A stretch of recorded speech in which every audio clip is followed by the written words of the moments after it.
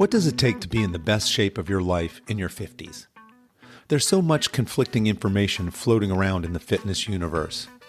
What should you eat? What diet is best for those of us over 50?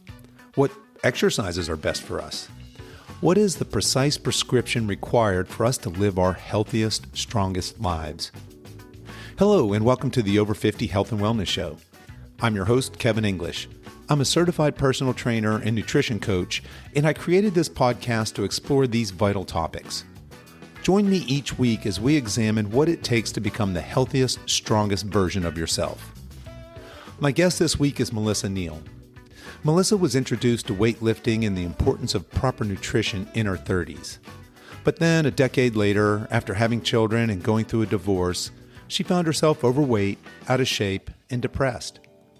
So she embarked on her body and mind transformation at age 49.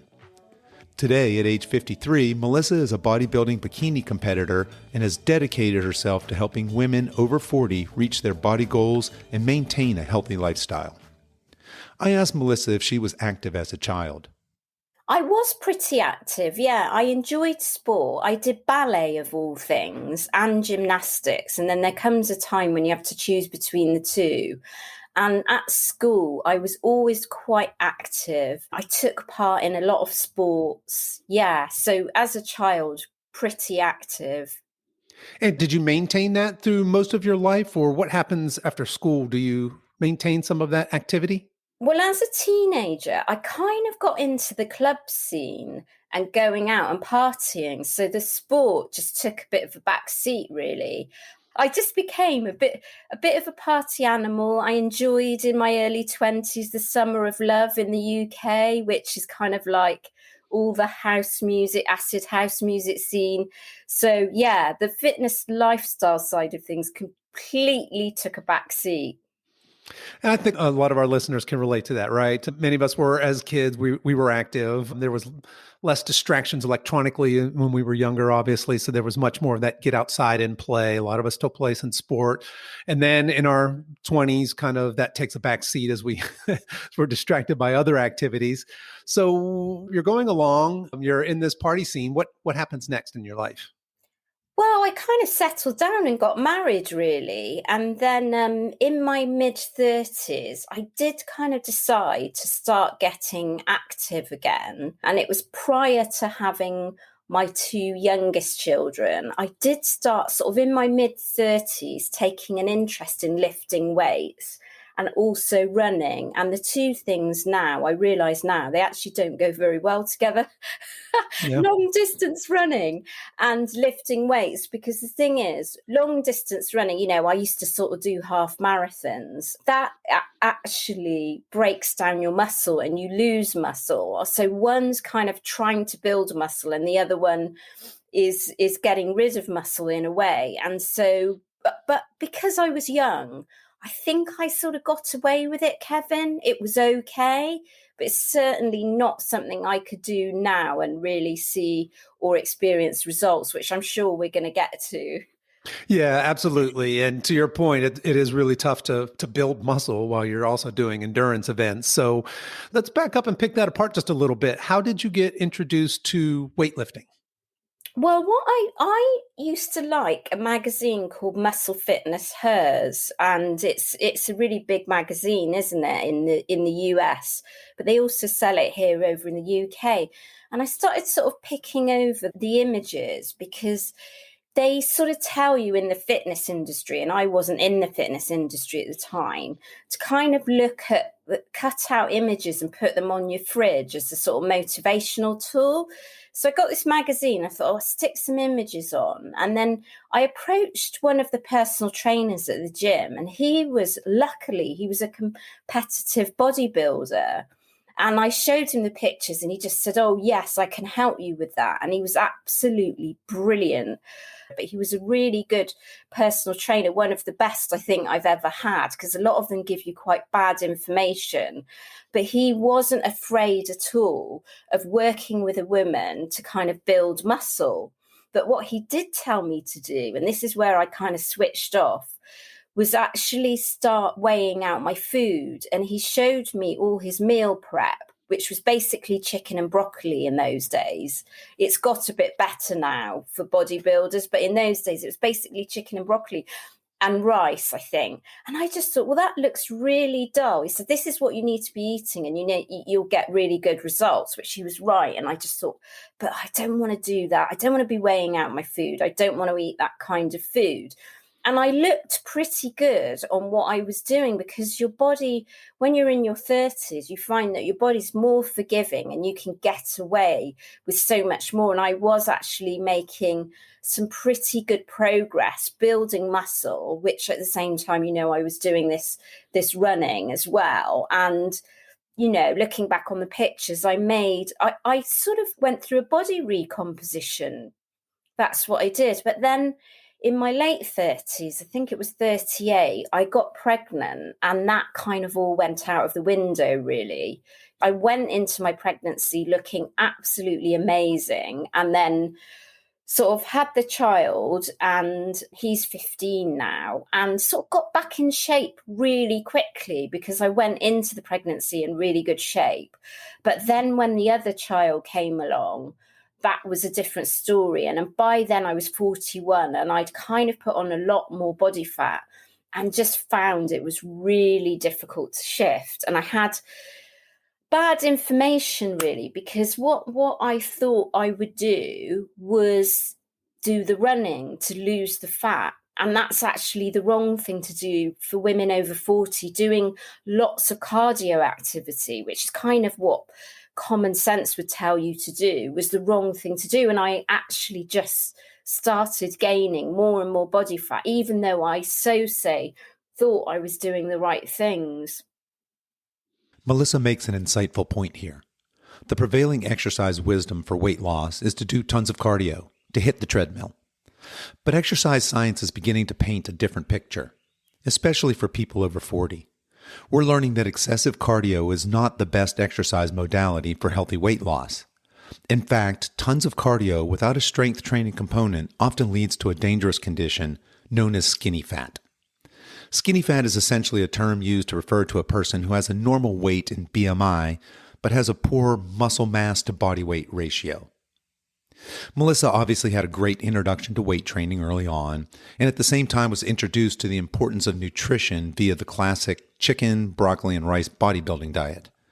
But after 2 children, she's hitting the cardio pretty hard in an attempt to get back into shape. I asked Melissa where she went from there. Well, I mean, I was trying sort of that kind of thing, doing a little bit of strength training because I'd done it in the past, but not a lot. And I hadn't connected the dots between the strength training was the thing that I needed to be prioritized. And then meanwhile, I was sort of going through a marriage breakdown, and eventually I got divorced. And I was just very, very unhappy and depressed going through a marriage breakdown and divorce, not just with my physical appearance, just mentally and emotionally. I was in a sort of really bad way, really, really bad, really struggled to get out of bed.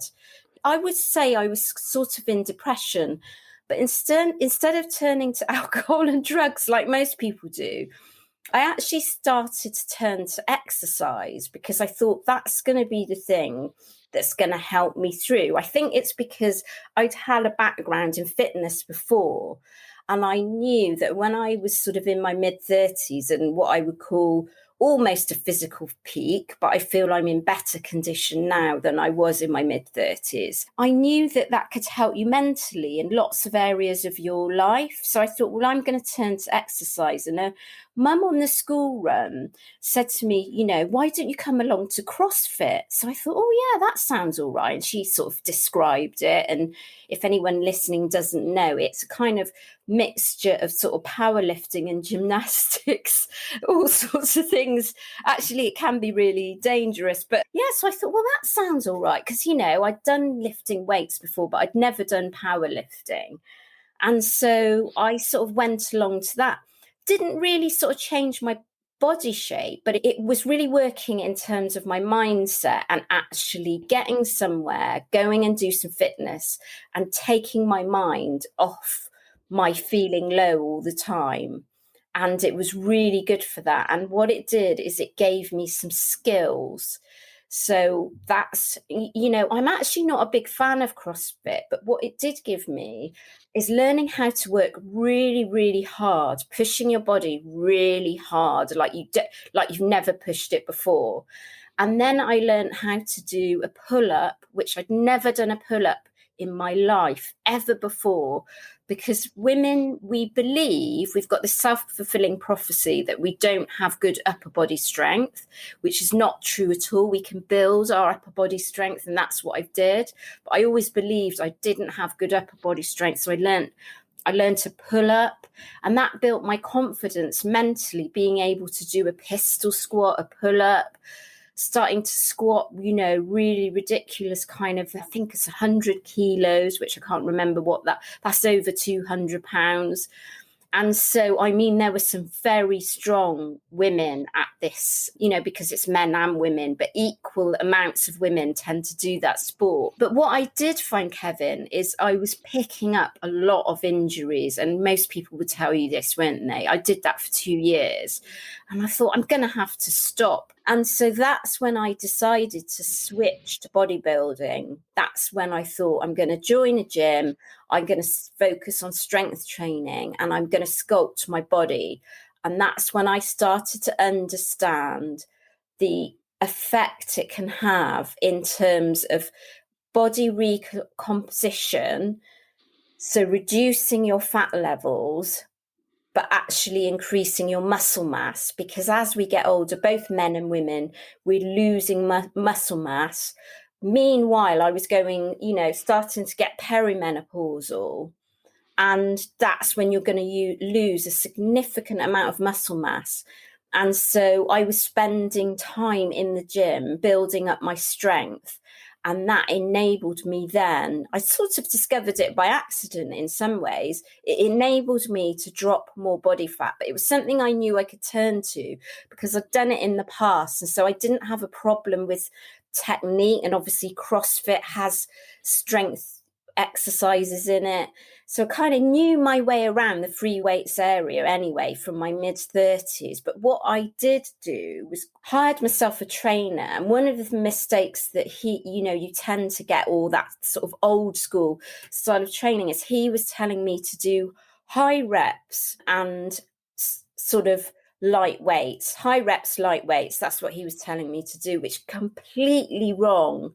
But I didn't like doing that because I'd been doing the CrossFit and I'd worked out with a strength trainer before, with a bodybuilder before. I liked doing, medium to heavy weights, heavy lifting, reps sort of 8 to 12 range, sometimes drop down to 4 or 5. And sometimes it's okay to put in a few high reps on specific exercises here and there. But in the main, what women over 40 we should be doing, and this is more enjoyable anyway, is lifting heavy, doing compound movements. And that's what I was starting to do. So I ignored this trainer because I looked around and I thought, he's not getting any results with the women he's working with. They're all overweight and coming in and seeing him, and they've been seeing him for years and not seeing results. So I thought, I'm just going to go back to what I know, which was lifting heavy and doing compound movements. And that's when I started to see results. I started to see my body was actually changing shape and transforming. I was losing body fat and not doing a massive amount of cardio, because I don't really like lots of cardio. I don't enjoy it that much. And you don't really need to be doing a ton of cardio anyway. And as we've just discussed, it's detrimental. If you start getting on the treadmill and like doing an hour of running or doing an hour of outdoor running, it's going to be detrimental to your strength training. So I tended to just do HIIT, high intensity interval training, a lot of that kind of thing, or circuit training. Circuit training is more enjoyable, it's interesting. So it was kind of HIIT, circuit training, strength training. And that's what I did. And then, I decided I'd been thinking about it in the back of my mind for a number of years, but I thought, wouldn't it be a fantastic idea if I could compete in bikini competitions? I knew a couple of people that did it, and I thought this is something I could sort of push myself to do and just see if I could do it in my late 40s, early 50s. It was kind of in the back of my mind. And then at age 52, so it's 2019, I kind of decided, yeah, that's the route I want to go. I want to see if I can do this challenge, and I want to see what it's like. I want to see if I can get to that level of muscularity and leanness. So that's what I did.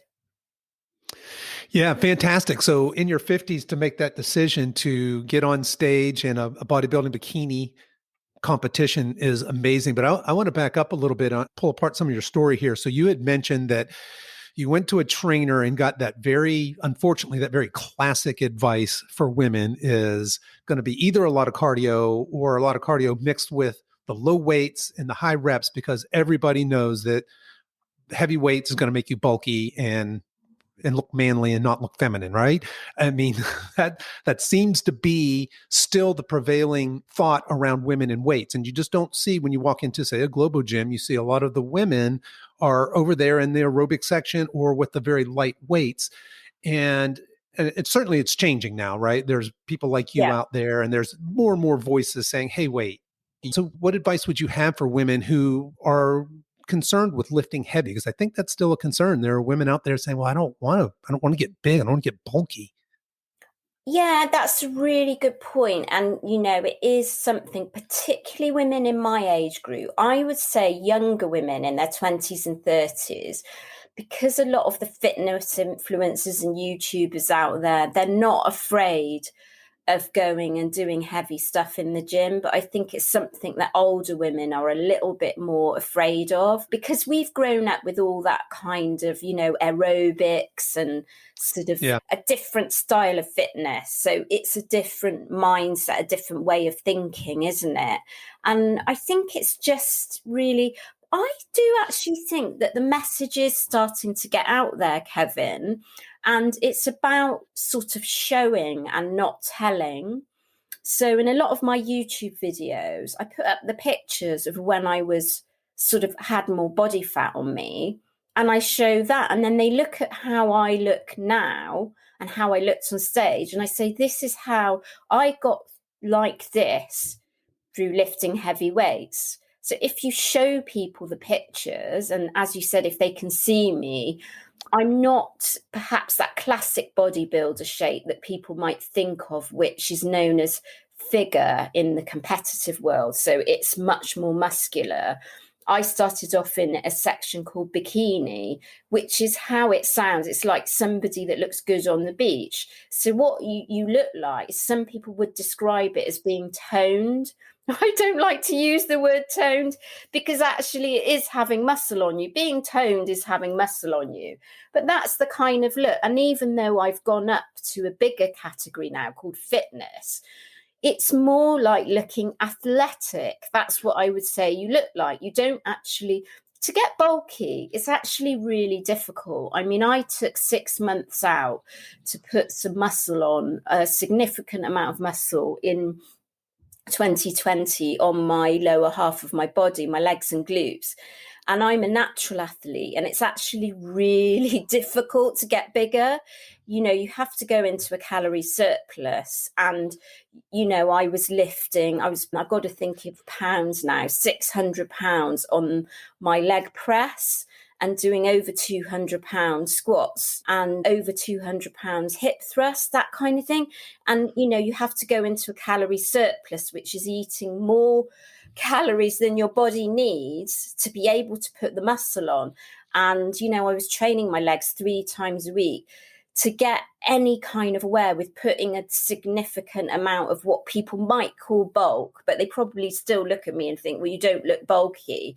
And most of the women that look say bulky, unfortunately, they probably take drugs, most of them, to get like that. And as a woman, and particularly as a woman over 40 or over 50, you can't get bulky from lifting heavy weights. You just can't. It's impossible. You're going to get what would look like muscle definition. That's all you're going to get. You just cannot get that shape that you might see in the competitive body world where the women are massive. You can't get like that without performance enhancing drugs or taking years and years and starting when you're young.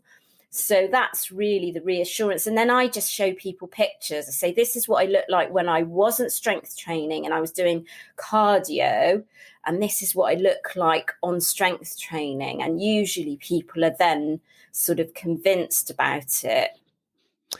Yeah, and thanks for sharing that. I think that's very, very well said. And you're right. I think that certainly that perception is changing. As you go through the supermarket and you see the women's fitness magazines, the women that are on the cover, they're looking less and less like they were when maybe we were kids, right? We're kind of that very kind of skinny kind of look, and it's more of a toned, to your point, an athletic look. I think that CrossFit's done a fantastic job of putting barbells into a lot of female hands, as well as older people as well, right? To your point that we can argue about maybe some of the safety in doing some of those movements as competitive, or for time. And I can certainly see where the CrossFit has come into as I see what you're doing these days, you talk a lot about lifting heavy and the importance of that. And you also talk about the importance of HIIT and that intensity. And I imagine that you probably got some of that from that couple of years of CrossFit background, because certainly they're all about that intensity and the metabolic conditioning. And I see you doing things like thrusters and whatnot in your videos. And I'm guessing some of that came from those years as well. So I want to switch gears just a little bit here, and let's talk about what a workout week looks like for you today. It's pretty intense at the moment, Kevin, because I'm getting ready to compete. I do 5 strength training sessions per week. So that's 3 lower body, 2 upper body. And the reason you can do that, because you shouldn't overwork your muscles, but your glutes are a little bit different in that you can actually work your glutes. They're one muscle that you can work a little bit more without having so much rest time in. And I've been trying to build my glutes and legs, as I've said. And then I do 4 walking sessions per week. I'm a big fan of walking, 45 minutes. I use a weighted vest, which is about £18 weighted vest for my walking. But, anybody listening to this, you don't have to do it with a weighted vest. I'm a big fan of walking. I do about 3 jump rope sessions per week. And then I do kettlebell swings for my cardio as well. So, and then I do 1 45-minute circuit training session. So that's a lot of training. Now, I don't do it like that all year round. Sometimes if I'm going through sort of building phase, I'm just doing the strength training. I'm not really doing any cardio activity. And then when I do the cardio activity, I might do like 15 minutes 3 times a week. But at the moment, because I've got to get the body fat down, I'm preparing for a show, I'm competing, I'm getting on stage, it's stepping up. The intensity of my training is pretty full on. It will go up because as I move into next week, the 6-week marker is when it really gets solid with the training. There's a lot. And normally you're doing cardio twice a day, which I wouldn't recommend to anyone else. And it's just for that 6 weeks leading up to the show. And then, at any other time of the year, I wouldn't be doing that kind of, and I don't recommend it for other people, but we have to go as competitors, we have to go to extreme measures, particularly competitors over 50, because we've got to get really lean. And it's just not that easy getting really lean. As you know, Kevin, it's hard. You have to make sacrifices. The diet it will get pretty extreme. It's not too bad at the moment. I'm on about 1,800 calories, which is not particularly low. People might be surprised because they think, 1,800 calories, well, that sounds all right. It will go down a bit. It probably won't get to anything under 1,600 calories. But what happens then is your level of tiredness goes really high. 6 weeks leading up to the show, you're kind of walking around like a zombie pretty much all the time. So yeah, the training is not, that's me, that's what I do. I don't recommend it for anyone else unless Yeah, no, unless they're competing. that's an incredible amount of volume. And to your point, Yeah. yes, it's if you're 6 weeks, 7 weeks out from a show, this is probably atypical. But it leads me nicely into my next question. As someone over 50, especially when you're at this stage of contest prep, what does recovery look like? What are you doing for recovery to ensure that you're able to work at this intensity and this volume? Well, that's a really good point, because it's really important that you get your sleep in, and it's important for any menopausal woman to focus a lot on getting sleep, because rest and recovery is good for muscle building, and it's also important for weight loss, and our hormones and everything else will be coming into play. Hormones are an important part of weight loss anyway, but as we get older, that becomes more important. So what I tend to do is I might have a half an hour sleep in the day, just to sort of to get a bit of recovery in. So it can be difficult, fitting in all the training, particularly if you're commuting or something like that as well. But you've just got to make sure you're getting your rest in. And it's the coach. So I have a coach knowing when it's time to pull back. So what she's done this week, because next week we're going into 6 weeks, she's put more calories in for me. So I've actually got something called a refeed, where you do more carbohydrates. My fats are increased. I'm actually having a deload week with my strength training, which means that you go 50% of what you're normally lifting. And so I'm doing that as a recovery for this week before I go on the final push in the final 6 weeks. And that's really important, because it's going to be draining. I'm going to be tired. You get this terrible brain fog as well when you're competing. So I have the double whammy of menopausal brain fog, and it's called prep brain, where you just forget things. Your mind is all over the place, because if you're putting yourself through a physical test, and it's really challenging, it's a really challenging physical test, preparing for, a bodybuilding show. Physically, you feel tired, but mentally, your brain starts to go as well. So it is quite a lot of a challenge, and your mind, psychologically, your mind plays tricks with you. So yeah, it's just really, really important. It's certainly important for me that I work with a coach, which is quite ironic because I'm a fitness coach. But to get me to that point of getting on stage, I need it psychologically. I need having a coach to tell me what to do, because my mind, I'll look in the mirror and think, wow, I don't look any different. This is terrible. It's all not working. And your coach as a person will assess and actually be objective about it. Because now when I look back on my leanest point in 2019, which was the last time I competed, I was so lean. I look back on it and I almost feel a little bit tearful about how lean I was. But at the time, I didn't see it.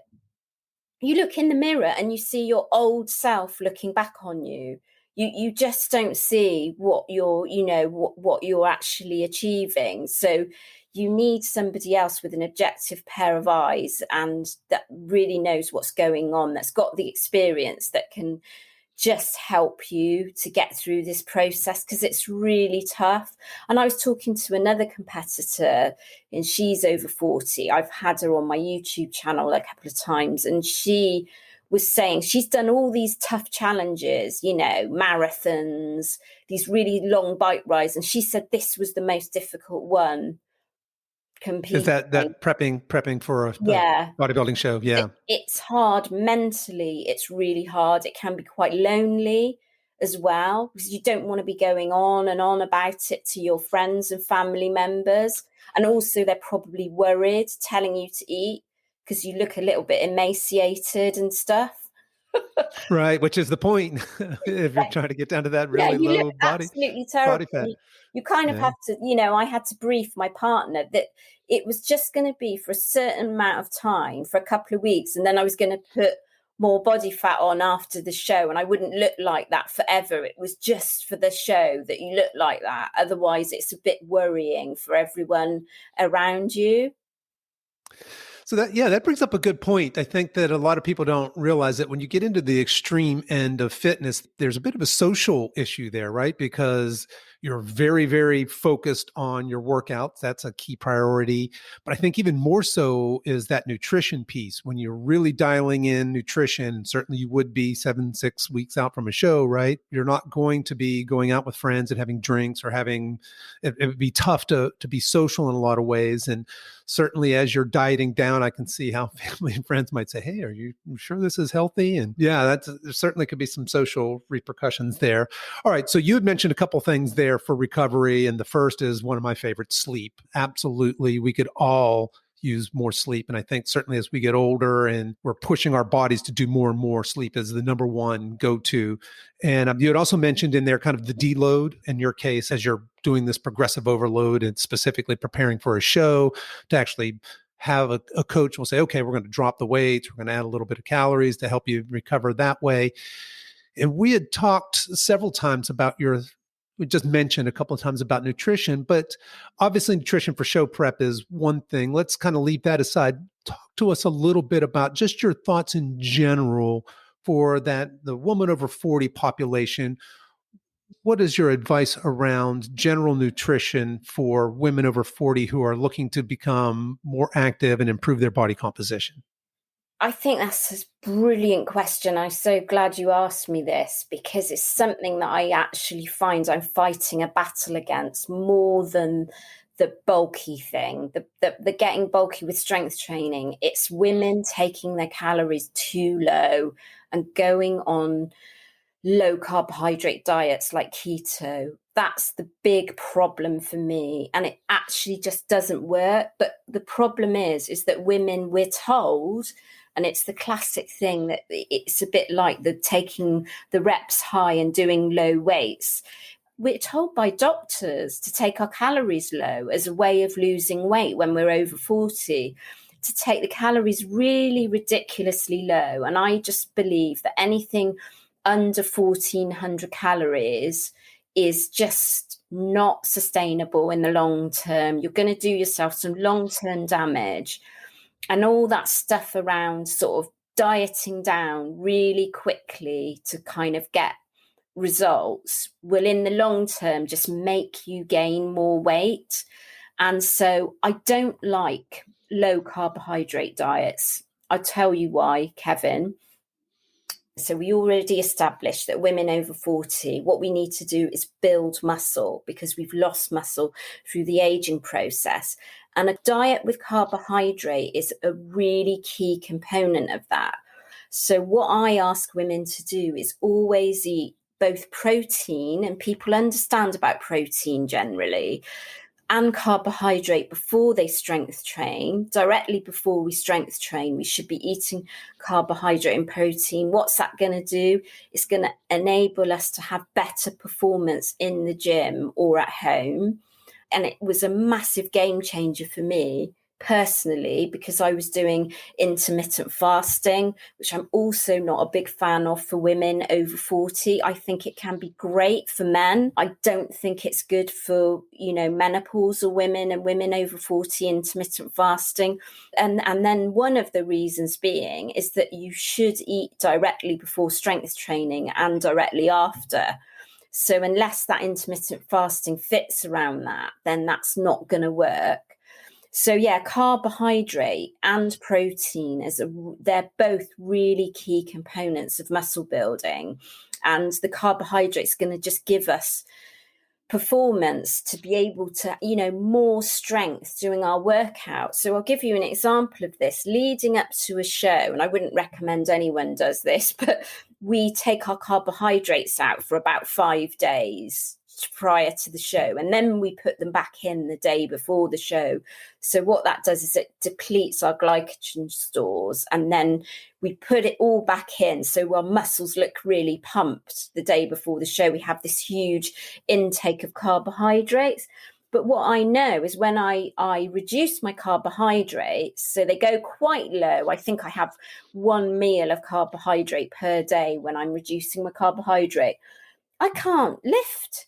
There's no strength. There's no strength there at all. I cannot do it.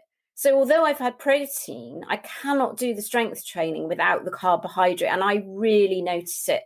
So I always encourage women, we should be eating a good amount of food, and it's going to give us the energy to actually function when we're going through the menopause anyway. We don't want to be taking our calories really low. Some good carbohydrates, so sort of things like oats and rice and potatoes are great, whole grains, all that kind of thing. And that's going to help us get through the day, and actually spreading our meals out. Because of our hormones and the way that our hormones work as women, it's better to spread our meals through the day so we don't get those sugar cravings and all that sort of thing that it's very prevalent in women over 40, sugar cravings. So stop spreading the meals through the day and having protein at each meal and not taking your calories particularly low is just a really great way forward.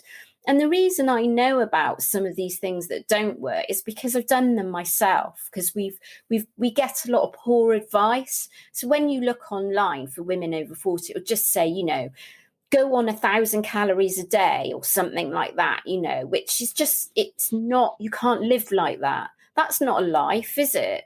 That's just pain every day, consuming 1,000 calories to be in shape. And, when I'm not sort of preparing for a show, I'm on over 2,000 calories per day. And that enables me to get my strength training in, have proper performance, either in the gym or at home, and build muscle. And what the muscle's going to do is burn our fat. And so we're going to have increased metabolism. So, I'm probably saying the opposite of what a lot of the information out there says, is increasing your calories, eating more food, which will enable you to train much harder, lift heavier. And therefore, what your body's going to do is turn into a fat burning machine. And that's what's happened to me. So you're going to get much better metabolism because you've got that muscle mass that's constantly burning fat. And even when I'm kind of bigger and heavier, I've still got abs. I don't do any kind of sit-ups. I'm doing them at the moment to get ready for a show. But other times of the year, I don't do any kind of sit-ups or anything like that. And I've got, a waistline, I've got abs because I'm doing the strength training, and I've got the nutrition where I'm getting enough nutrition in my body to feed it correctly. And when I go to the doctors and I have tests done and everything, and they look at me and they just say, oh, you're really fit. They actually don't believe. Some of them said to me they thought that I had the wrong records when I've gone in to see the doctor, because they've looked 1967. They said, "Oh, this is the wrong record. Sorry, I'll pull up your record." And and then I had to say to them, "Oh, actually, that is me," and they can't believe it. And I think sometimes they can't believe my protocol as well, because they probably think even doctors will tell women to do lots of cardio, take your calories low and all that sort of thing. And that's no life, is it? That means you're existing on quite a small amount of food, and you're going to be miserable and you're going to be hungry, that's not a life, is it? You don't want to be hungry all the time. Well, I don't want to be hungry. Right. And to your point, it's simply not sustainable, right? No. And that's the big problem with the diet, especially those really low calorie kind of lose weight fast diets. They don't work because they're not sustainable. It's not a lifestyle change, a small lifestyle change that you can sustain over a long period of time or actually weave into the fabric of your actual existence, right? You're just not going to be able to make these drastic changes for a short period of time and expect that to have a long-term result. I love the way you talk about nutrition. I love the way that you encourage to eat more. You make a big distinction between building muscle and burning fat. You've used the word body recomposition a couple of times. And I think a lot of people, women especially, maybe have this idea that they want to lose weight, but they don't have the clear distinction that what they really want to lose is body fat. And to your point, if they can increase their muscle mass, then they're going to be burning more fat at rest, right? And so you had mentioned a couple good carb sources. You said the whole grains, the oats, the vegetables, et cetera. And I think that a part of the reason that carbs end up getting a bad rap here, other than it just being a vogue thing right now, is that a lot of the quote unquote problem with carbs is that most of people's diets consist of processed foods. That's where their carbs are coming from. And I didn't hear you mention anything about Pop-Tarts or macaroni and cheese out of a box or anything like that. You're talking about these nutritious whole foods, right? As a part of a balanced diet and building muscle, building strength, and yeah, all good stuff. So let's shift gears again. You, like I said, before we started recording, my wife had forwarded me one of your TikToks. You have a fantastic energy. You're very upbeat in your social media. You've got a very fun presence. You're obviously very energetic. How do you stay so motivated and upbeat? And maybe talk a little bit about the distinction between staying motivated and being consistent. Yeah, that's a really good question again, Kevin, because I know some people say to me, oh, well, how do you stay motivated? Because you can't be motivated all the time. And one of the reasons I'm really upbeat, and particularly across my social media, is I'm actually really passionate about this topic. Because I felt before I started my YouTube channel, so a few years ago, August 2019, I started my YouTube channel because I wanted to educate other women over 40 about how to get in shape. And you're right, it's not necessarily scale weight loss, it's fat loss, and there is a difference. You're absolutely right about that.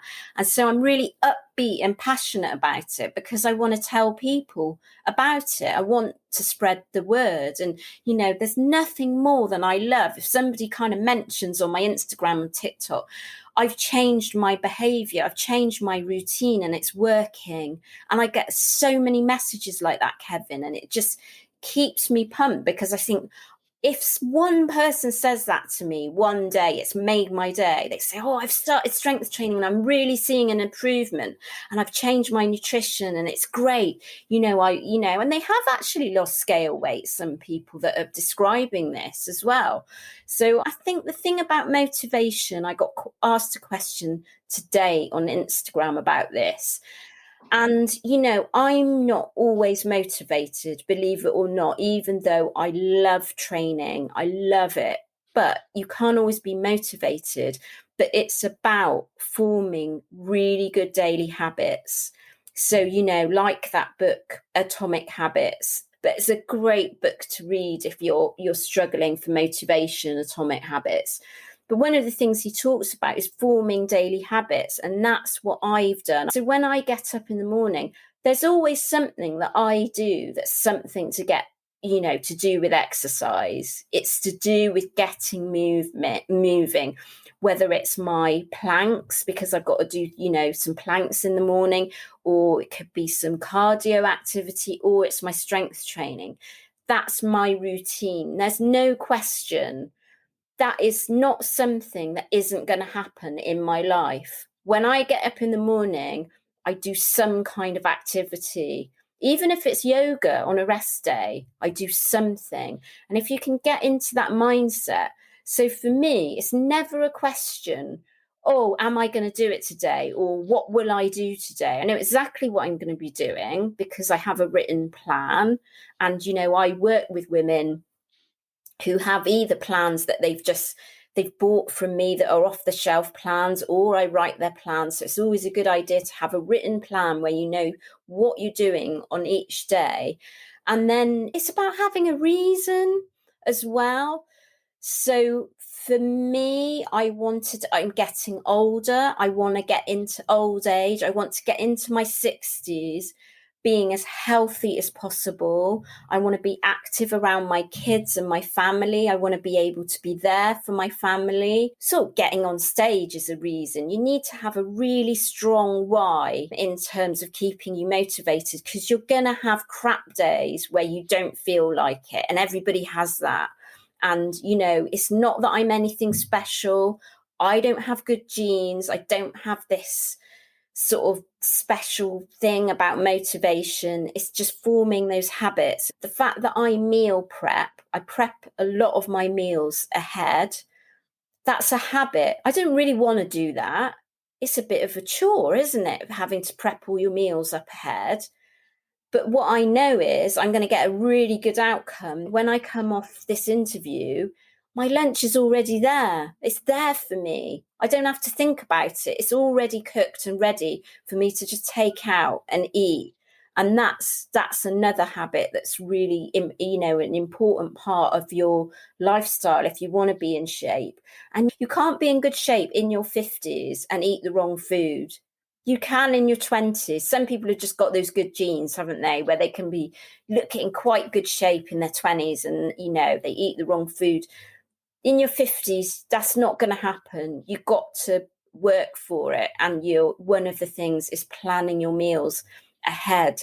So it's really, really important. And that means you're much more likely to eat the right things if you've got all your meals prepared ahead and you know exactly what you're going to be eating.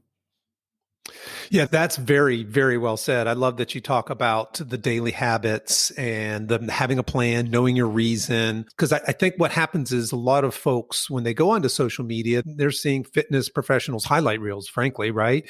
And I think most people are not aware that nobody's motivated 100% of the time, that a lot of it is more, it's kind of that grind. It's doing the things daily, to your point, that you're not making a decision whether you work out today or not. You already know the day before that's what's going to happen. It's doing the things like the meal prep, etc. So thank you for sharing that. That's all fantastic advice. Well, Melissa, I did want to talk to you a little bit. I can't remember, it was probably on your Instagram. You had said, it's kind of related to the motivation thing. You had a quote that said, your body hears everything that your mind says. So as we're wrapping up here, let's kind of talk a little bit about the role of positive self-image and how that plays in a successful long-term transformation for health and fitness. It's so important, isn't it, Kevin? Mindset is just everything, because it's going to be 90% about mindset when it comes to body transformation and self-belief. I didn't really have a lot of self-belief before I went through this process. And then I realized, sort of part of the way into it, it's about having a positive mindset and start building your confidence. And obviously, fitness and strength training in particular is very good for building confidence. I think it's a really good activity, and lots of fitness activity is actually really good for building confidence, but it's self-belief, believing that you can achieve it. Because if you say to yourself, oh, I'm never going to be like that, you look at somebody that you might admire and sort of think, oh, I'm never going to be like that. Well, then you're just setting yourself up for failure. Because if you say to yourself, you're never going to be like that, that's the narrative that's going on in your head. And so that's what's going to happen. It's a self-fulfilling prophecy. So you have to change the narrative in your head.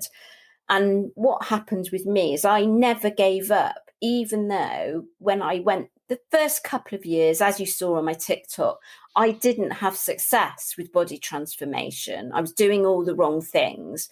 But I never gave up. I always had this kind of belief in the back of my head, because I'd seen other older women, in the public eye that seemed to kind of be doing it. So I just thought, well, they're doing it. It must be something that I'm doing wrong. So I always had that sort of niggling thought in the back of my head that if I started sort of learning and understanding how it was possible, then I could do it. But mindset is everything.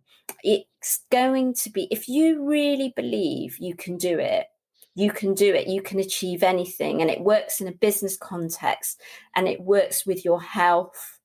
So, I come across a lot of women who don't believe they can stick to a diet plan because they just don't think they've got it in them to avoid eating the high sugar foods, the processed foods, all that stuff.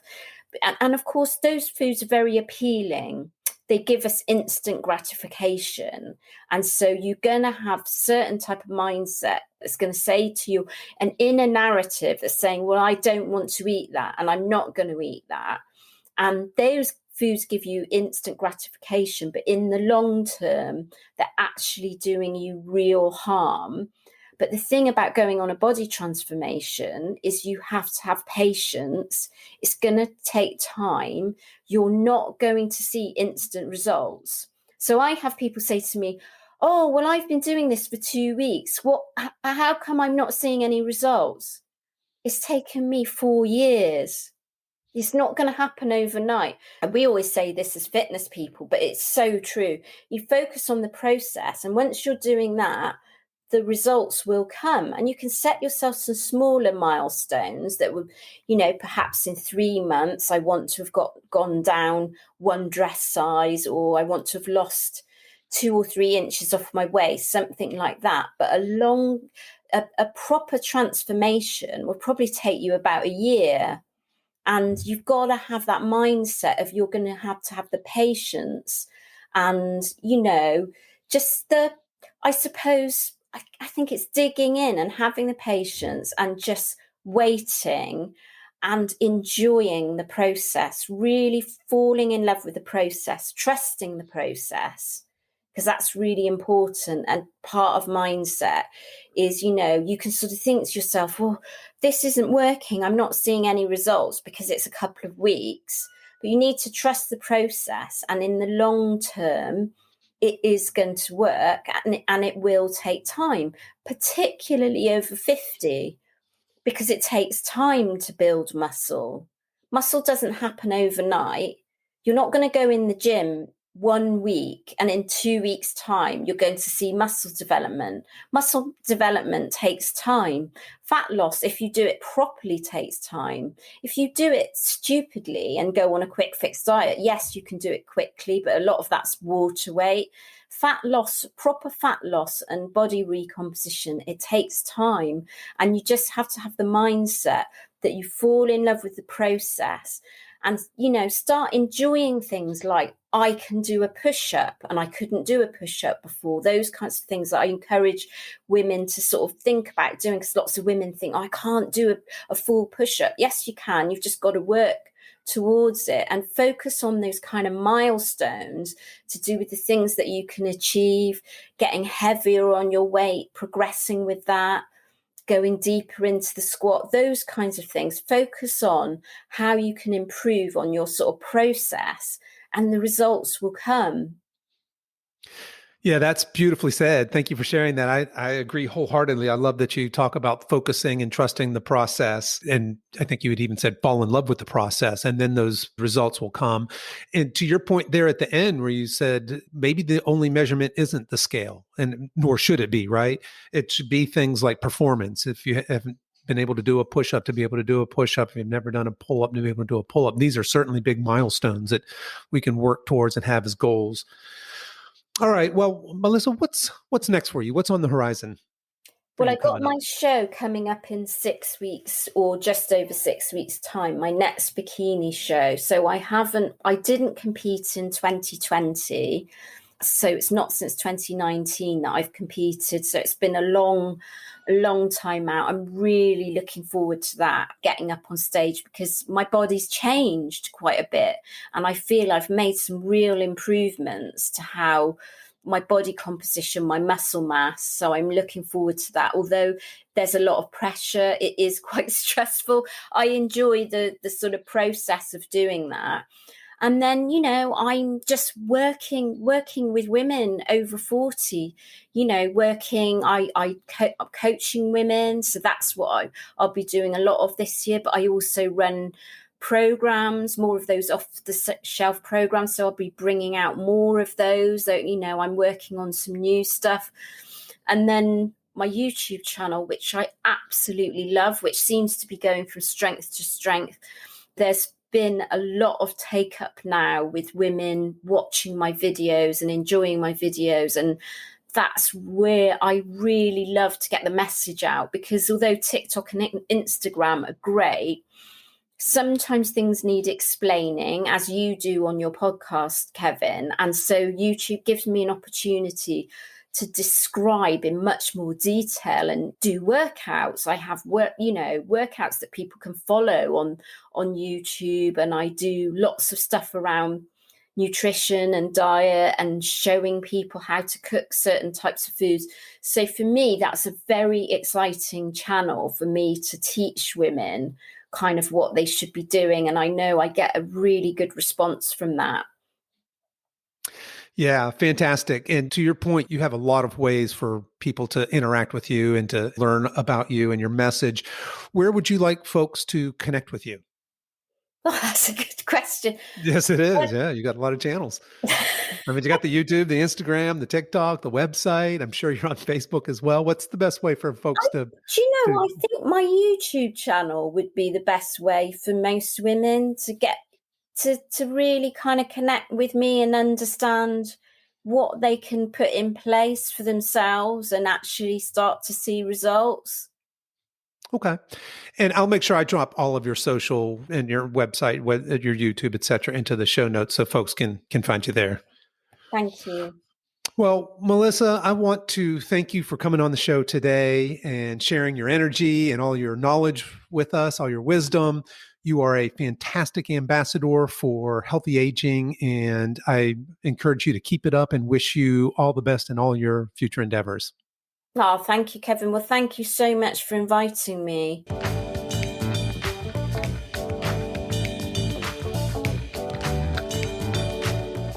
Well, that's our show for today, folks. If you enjoyed today's episode, please tell your friends and please consider subscribing and giving us a 5-star review. All the show notes and much more are available at our website at silver-edge.com. That's silver-edge.com. So until next time, stay strong.